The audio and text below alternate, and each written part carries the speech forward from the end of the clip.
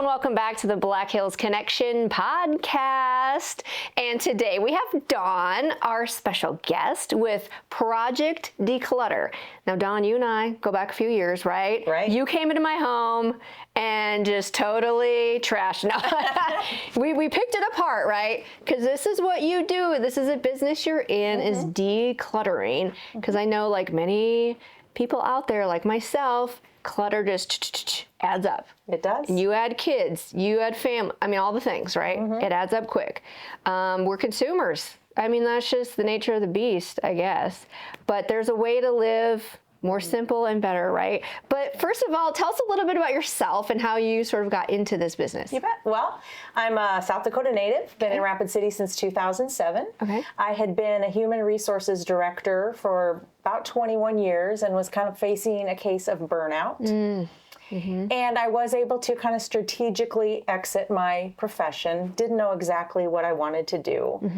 But I thought about, what is it that I really love to do? What's a natural gift of mine that somebody might pay me for? Because I certainly was too young to retire. Yeah. And, you know, in my career of human resources, I was always focused on systems and order and people and coaching people. Trying to help them solve problems. And right around this time, my in-laws had a transition in life, which forced us to go into their home and recognize the kind of horrible conditions they were living in that no one really knew, because you don't really get to dig in. Sure. And through that process, I realized I was gifted in that, and it really warmed my heart to help them during that difficult time.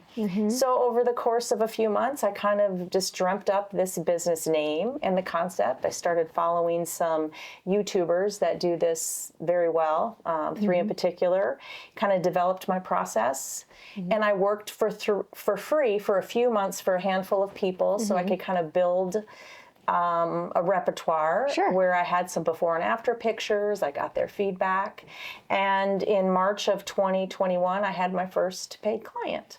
Okay. So I've been doing it's been my primary employment for this whole time. Nice. I'm self-employed. On occasion, I hire, you know, some help. Wow. Sometimes that help is my husband or other muscle. Right. But the relationship with the client is the most important piece of what I do. So I really couldn't delegate that to someone. Yeah. So yeah, that's just kind of how I got started. And, you know, nothing has really changed with my processes over that time. And you just kind of got a snippet of what I right. did in our little efforts. But yeah, because so kind of talk us a little bit through your system, because I feel, if memory serves me, the first thing was like, get rid of the trash. Yeah. It's like the obvious. Yeah. Literally get a trash bag out. Yeah. Start throwing trash. Yep, I use a no-mess decluttering method. Okay. And this was based on the work of Dana K. White. She's one of the YouTubers and authors that I have followed. In fact, at the time when I worked with you, I was actually certified as a coach in that area. I've let that lapse just because there was cost to it, and I learned the principles and was able to keep, you know, on with implementing the principles them without having to pay that ongoing fee. But the no mess decluttering method basically means you start with the obvious, and you pick, you know, like in your case, we picked the bar top in your kitchen. Yeah. And you just, you know, pick out the obvious trash, the obvious things that you know could either be donated or don't fit anymore.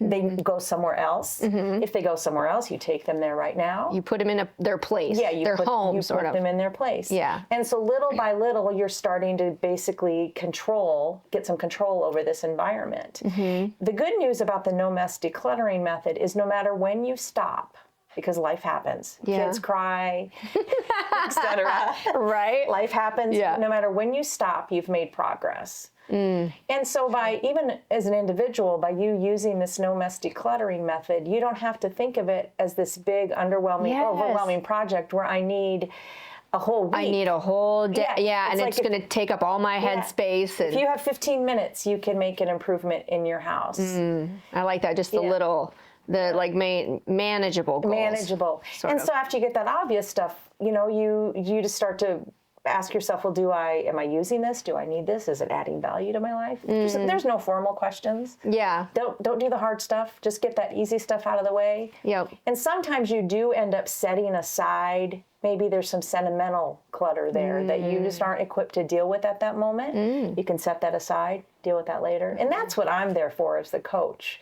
is to kind of reduce that overwhelm. Because often people, they feel and see the same heaviness every day, and they don't even know where to start. Yes. And so by just starting small and gaining their trust and understanding what's important to them, we can gradually start to figure out how this space can better work for them. Right. Because I mean, and you hear it often is, if your home, like your space is full of clutter, then your head's full of clutter, so right? true. And then it just kind of reflects that. Yes. In a way. And I may have told you about this before, Anya, but some of the homes I've been a part of transforming, it's the person that transforms too. You have this sense of heaviness when you start. I feel overwhelmed too when I walk into some spaces. Yeah. And certainly those people are feeling that. But as over time, often we work, multiple sessions over time. And so gradually I'm starting to see, obviously, the space free up. So the visual clutter is decreasing. But I also see the lift in the person's spirit. Their spirit. It's like they're less burdened. Yeah. They have less, it's just a less heaviness that they sense. They can use their counters again and make a meal. Yes. They don't have to climb over. Knock stuff over, right, when you're... The cardboard in your garage. Oh, boy. That's a problem I see. And so just by dealing with little things, it really lightens a person's spirit. And once they get a taste of that, they kind of get the decluttering bug. Then it's almost addictive. It is, in fact. One of the most rewarding things for me has been when somebody keeps up with the decluttering because they've adopted some of the principles. Sweet little old lady one of my very first clients, I was called in because she had just been released from the hospital. And when home health nurses came in, they said, we can't function in this house. We really can't help her. Oh, wow. I was called in by a home health agency, actually. Oh, wow.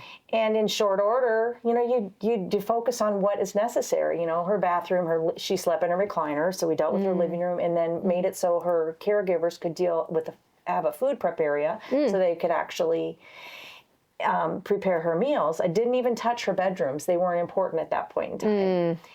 But I went back just on a courtesy visit about 90 days later, and I was so thrilled to see that she had adopted the principles. Her house looked the same, but she did have caregivers in there, so I can't say she did all of that. But one of the things she was fully responsible for was dealing with all of her incoming mail. It was a problem area for her, and so I taught her, put a little shredder by your chair and sit here and do this. Just that one simple system had allowed her to keep a clear dining room table that was, mountains of paper before. Oh, wow. And in fact, ironically, not knowing that we were going to have this conversation today, I went and saw her very recently, and she's doing great and still maintains those systems. So that I find is the most the rewarding piece is when people really embrace the change. Right. Because there's plenty of people who don't. Yeah. They'll call me in, 6-8 weeks and say, oh, can you come back? Oh, I'm still struggling. And it's okay. It's a lifetime of habits that got you here, and it's hard to change. Yeah. But it's super rewarding when people embrace those changes. And I got to think one of the big issues with sort of clutter is, you mentioned it there, but like sentimental stuff. Oh, definitely. It's like, what do we do with that? And there's some different theories on it, because I know it's like, okay, this shirt, it's great and it brings back a lot of memories, but the memories like here, or unless your memory goes, but you know what I mean? Yeah. Like it's not really in this shirt or this thing, or I don't know. I talk about that. We can talk about different classes of sentimental items. Some tips, like say for example, you're a mother of young kids. You have some littles, don't you? And maybe they bring home every week. They have this the artwork, right? Like yes, thank you. So let me just give you some tips on that. Thank you. So you might have a clear tote for each child. Okay. For example. Okay. And the school year goes on. Your refrigerator can only take so much on the outside. So you end up starting to and maybe you give up a little bit as the year goes on, but Yeah. it still gets pretty full. It does. So a suggestion might be that at the end of that school year, during the summer break, you look at that tote Yeah. with the child and decide, what is really special to you? Let's pick, just pick a few things. The point is you let the container dictate how much stuff you can keep. Oh. And so when you're naturally filing because you're just adding to the top. So the newest stuff is going to be on the top. But occasionally you need to look through the whole thing and figure out what is really special for them to keep. Let that container dictate how much stuff. I like that. And then when it gets full, you don't just go get another tote. You force yourself and the child to limit the keepsakes to that space. Okay. And so each child can have a box of their own that's special. And then the nice thing is when you do look at that box each year, you're reminiscing about those things. And Sammy, you had all these pictures from 3rd grade. Let's pick out, your favorite one. You can use that same, maybe it's graphic tees. Yeah. Some people get addicted to their t-shirts. Right. Well, I have 4 drawers of t-shirts. Well, you need, you pick an amount that's reasonable and you kind of go through that. You put your favorites in first and then there's not room for, there's not room for. Yeah. That's fair. That's a container concept. Container concept. Yeah, I like that. I like that. Yeah, because we've definitely done that. I wish somebody had told me that when my kids were like little. Yeah. Because now they're like, like 8 and 10. So it's like, we have a lot of stuff that we probably need to go through. Because it is hard. And for them, it's even hard. Like, well, I liked that picture I drew, But, and then I've heard you could also like take a picture of it. I was just going to mention that. Okay. Yeah, that's another. And maybe, with the technology we have, you can even file them by year or however you want to manage that. Yeah. So we don't have to keep all of these things because all of that inventory is stuff we have to manage. Yeah. It's taking up space in our homes, in our lives. Everything that's there, you have to give brain power to. That is so Sometimes physical power, shuffling it. Yeah. It's all taking, energy from you. And that's why the simplistic life, can be so much more peaceful. Yeah, absolutely. Okay, so are there any other like concepts or like stuff you go through? I know we mentioned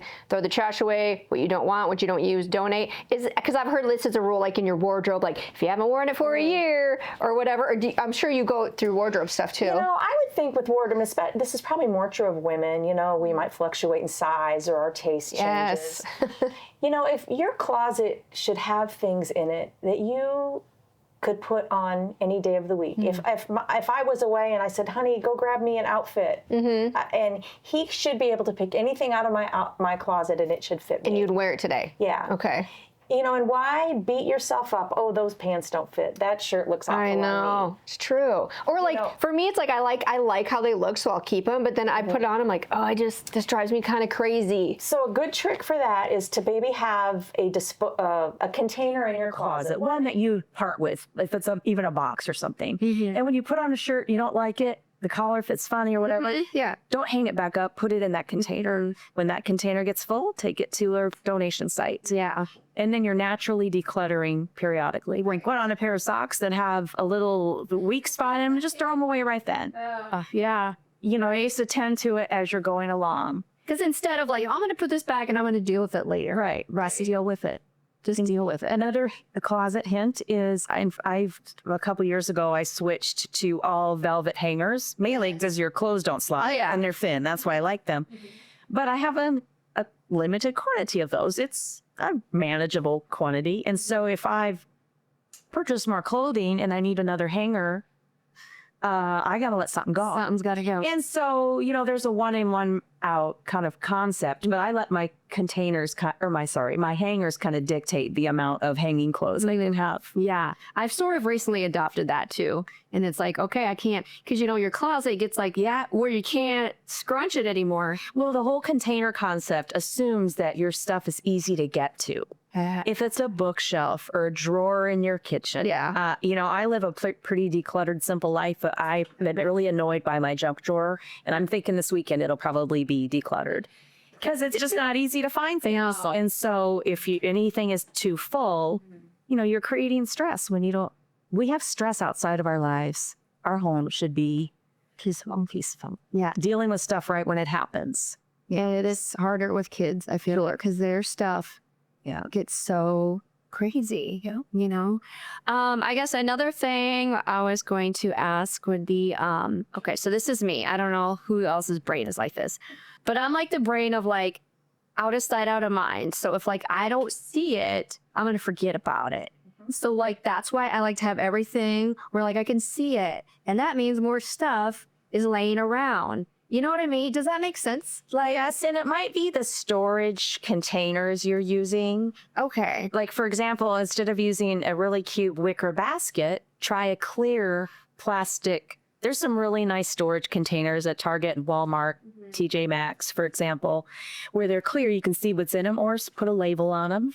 Yeah. It's just like, I don't know. It's like, because if it's something's like scrunched in my closet or in a drawer, then I forget, and I'm like, oh my gosh, I forgot I even had this. I haven't even been wearing this, or that's just my brain. I don't, but yeah, I guess, I don't know. I don't know. Does that make sense? Storage containers might be an option, but also like obviously your sock drawer, you're not going to have that. No, right. But just knowing where things are, when I need a pair of pliers, where do I go? They don't have to be visible. They don't have to be on the counter. Yeah. You just know where they go. And if things always get put back in the same place, anybody in your family should be able to go and find a pair of pliers or the masking tape or whatever that might be. Right. And just always having an established location for those. Yeah. And then you don't have to have duplicates either. Yes. Because everybody knows where the lint roller is. Well, and that's the trouble with families. Yes. Is like, okay, why is this out? Where does it belong? You got to put it back in its home. So when we want it again, you know where to find it. You know, another family tip, I think, is a daily pickup. If it's before everybody goes to bed. Some people use a timer, say a 15-minute timer. It may take you less time than that. It may be different depending on your family style, but all the shoes go where the shoes go. Yeah. And the toys get put away and the dishes get put in the dishwasher, whatever that might look like. You can divide and conquer. Yeah. So when you wake up in the morning, you're faced with order. Yes, you just feel so much better. I'm definitely one of those. Like, I don't care how late it is. Like, I'll do the dishes. I don't want dishes in the sink. Right. Whatever. And that's a way to engage your family. And then it's age appropriate, obviously, what people can handle. But everybody has responsibility. Yeah. And so if they take part in that pain of putting things away, they're more likely to put it away naturally. Make it as easy for them to put it away as it is to drop on the floor. Yeah, because they never want to put stuff away, like ever, kids. But if they had to do it every day, if it was just, and everybody engaged in it, it wasn't, like a dad routine. Sitting on the couch with a remote while everybody else was working. But everybody participated. That's it was just a family event. Yeah. And mom feels better, everything's better. Eventually, they'll see the reward in that and maybe make that subtle change. Yeah. And I feel like for me, it's just like, I just want everything like off the floor. Something about the floor being not cluttered. I know a trick for the floor. Okay. One of Dana K. White's suggestions is, do the dishes. She would, if you don't know where to start, do the dishes, but also sweep your floor every day. She's primarily talking about kitchen, but it could be any floor. And it's not so much that you don't have crumbs on your kitchen. It's that in order to sweep, your floor needs to be cleared. And so if you've come home with a bunch of bags from the grocery store, and maybe they're not perishable, so they just ended up on the floor, and I'll put those away later. Yeah. If you got to run a broom around there, you're going to put it away. Yeah. And so that's just a tip. For I like that. dealing with it right away. That's good. What else, are there any more tips that we can just sort of take away today? I mean, I feel like, I'm trying to think, I helped a friend declutter like a bathroom once, and it was just like about like getting like a container or something to like organize the things type of deal. One of the problems I see often in bathrooms is people don't throw away an almost empty conditioner container and then they buy the new one. Oh. So discipline yourself. I'm not getting out the new one till the old one's gone. With women and beauty products, hair, makeup, all of that, boy. we spend a lot of money on them. And so we tend to, I don't really like that hairspray anymore. I got this new one. But I've spent monny, so I want to throw that old one away. In there. Throw them away. Yeah. You've already spent the money. You're not getting any money back by keeping it. True. Just throw it away. True. And just keep it simple. You know, what really do you need in the shower? And with multiple people using the same shower, it can get out of control really quick. Yes, for sure. And keeping your countertops clear, giving everybody, you know, if it's a basket or whatever. So when your daughter goes to get ready for school, she can pull out her basket. Everything's in there. She can put it back. Yeah. Yeah. I feel like one thing that's out of hand at our house is like the winter gear. So like the basket for like hats and mittens and stuff, it just gets nuts. And then when somebody wants in there, it's like, Right. you just go, Yep. and it's like, who's cleaning this up, man? And why do we have so many gloves and hats? Yeah. Well, and that's a good seasonal example because, you know, at least at the end of the season, you know you're going to purge everything that doesn't fit or that got torn up or missing a glove. Yeah. You know, and so you'll start the next year with a clean slate, yeah. sort of. But it kind of goes to that daily cleanup, you know that everything has a place. Yeah. Yeah, we're all in from the snow today, so let's, you know, put everything away so we can all rest on the couch, enjoy ourselves, knowing that everything's orderly. In its home. Yeah, in its home. Gotcha. So that's kind of your role for Project De-clutter is like you come in and you help people with this process, help them organize, and is that kind of your main thing? Yes, you know, people, in fact, often people find me on Google and they'll tell me they usually Google declutter or organizing. Right. And, you know, they have an image, if it's from Pinterest or Facebook or whatever, what an organized home looks like. And yes, we would all like to live that way, but we got to declutter first. Because you don't want to waste the energy on organizing things that you really don't need or use, that you don't have room for. Get rid of. And so we always start with decluttering. And people call me at all levels of need. I mean, there's been times I've just decluttered a master bathroom closet, you know, toiletries. Sure. Then there's times it's a whole house from, you know, 3-story house, top to bottom with hoarding. Wow. You know, and everything in between. So I'm going to meet that person where they are. We look at kind of what's the scale of the project, what's important to you. So I help them decide, you know, where does it make sense to start? To start, yeah. What are their goals? I want to make sure if they have a timeline, we're more aggressive with our schedule. Yeah. I want to kind of assess their stamina. Can they handle just a 2-hour session, or with their schedule, they only get 1 day off a week? Let's go all 8 hours. You know, whatever that might be. I just work with them where they are. The nice thing about having more than one area is when something gets hard, emotionally hard, they're struggling with a deceased family member's belongings. Well, let's move on to something more practical. A kitchen often is very non-emotional. Yeah, typically. right. I mean, sometimes people have sentimental things in there, but so it's nice to have those to choose from so I can redirect them. You know, they get hung up on one thing, understandably, and then we move on to something else. Next.